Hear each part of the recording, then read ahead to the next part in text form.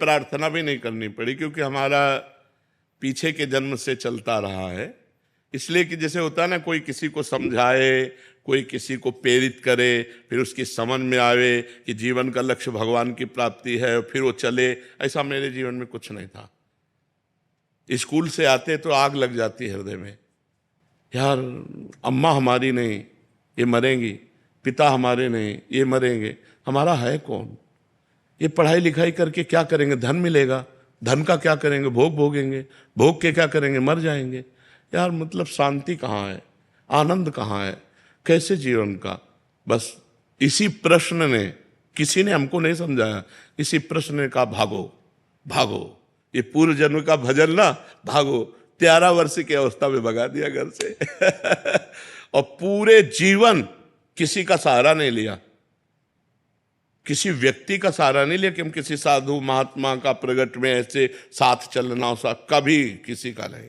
असंगो हम पुरुषा, तुम बोल रहे हो तो छुप के सुना और बात जो समझ में आई उसे जीवन में धारण किया, आगे बढ़े। हम किसी का संग नहीं किया, इसलिए संग नहीं किया कि कहीं हमारी जो वो किसी के संग से दब न जाए, क्योंकि आपका संग करें और आपका लक्ष्य है नहीं भगवान का, तो हम फंस सकते हैं। तो अब दूरी बना करके रखे और सदैव पूज्य पाद से उड़िया बाबा हमारे आदर्श रहे, उन्हीं के ही वचन, उन्हीं का जीवन। तो हमारी पूछो तो ये पूर्व जन्म का है, इस जन्म का नहीं है। पूर्व जन्म से हमें जो संपत्ति मिली थी उसी ने हमको घसीटा है। अब जैसे आप लोग हो, ये कृपा हुई है कि सत्संग सुनकर भगवत मार्ग में चलने की भावना बनी है। सत्संग सुनकर ये कृपा होती।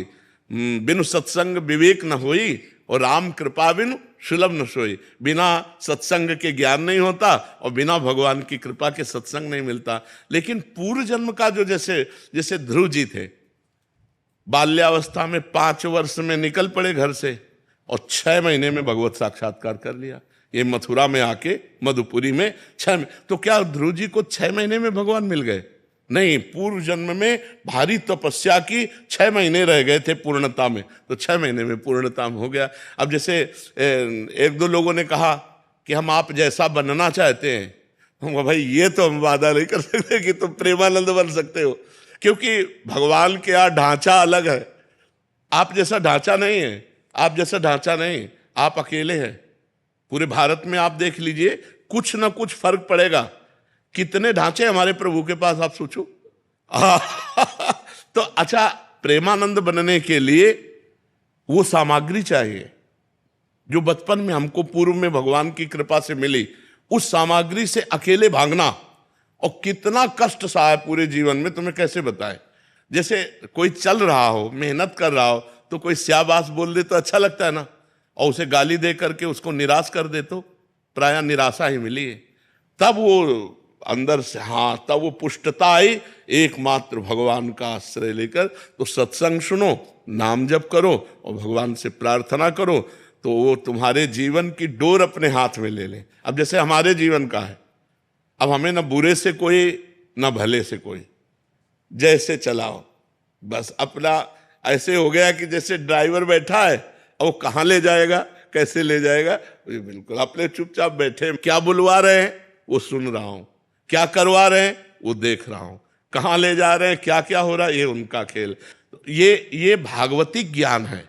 ये मतलब पढ़ा लिखा ज्ञान नहीं, ये भगवान अंदर से हमारे, जैसे अर्जुन के रथ में भगवान बैठ गए, ऐसे प्रेमानंद के हृदय में भगवान बैठ गए और वो डोरी पकड़ के चला रहे। अब दूसरों को लग रहा है प्रेमानंद कर रहे, और प्रेमानंद तो केवल बैठे, आगे भगवान सब कुछ कर रहे हैं। करें करावें आप सब और जने बढ़ाई दे। तो प्रिया जी से प्रार्थना करो, वही अपने चरणारविंद में ले ले, बस यही सार बात है।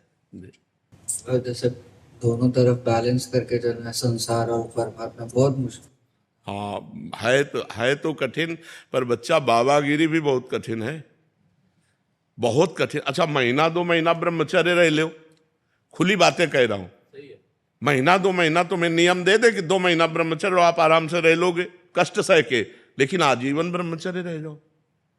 कितना आकर्षण है माया का। नाना प्रकार की भोग सामग्री, मन तो है।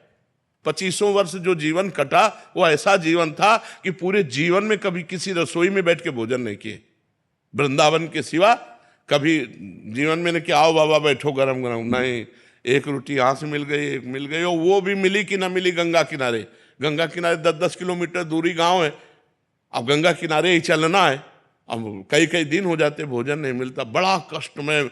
ये कोई न समझे कि साधु का मार्ग बड़ा सरल मार्ग है, साधुता से पूरा जीवन निर्वाह करना हमें लगता कलयुग है, बहुत संभल के चलना चाहिए। तो ये भगवान के आश्रित तो बाबा जी बनने की सोचना मत। हमें ऐसा लग रहा है ना कि हम किसी योग्य नहीं रह गए, चल ही नहीं पाते किसी भी मार्ग में नहीं, पहले राधा राधा जपो, डट के जपो अंदर, फिर आगे बात करना। पहले राधा राधा, बाबागिरी बहुत कठिन है। हम कई बार कहा है एकांतिक में कि 50 साल से सही चल रहा है, 50 साल से, और 5 मिनट गलत हो गया, क्या समाज उसे क्षमा करेगी? सब लोग कहेंगे फ्रॉड है, नहीं, और बेचारा 50 साल जलता रहा, 5 मिनट फिसल गया तो कोई क्षमा नहीं करेगा। इसलिए बाबागिरी बहुत कठिन बात है, बहुत जी।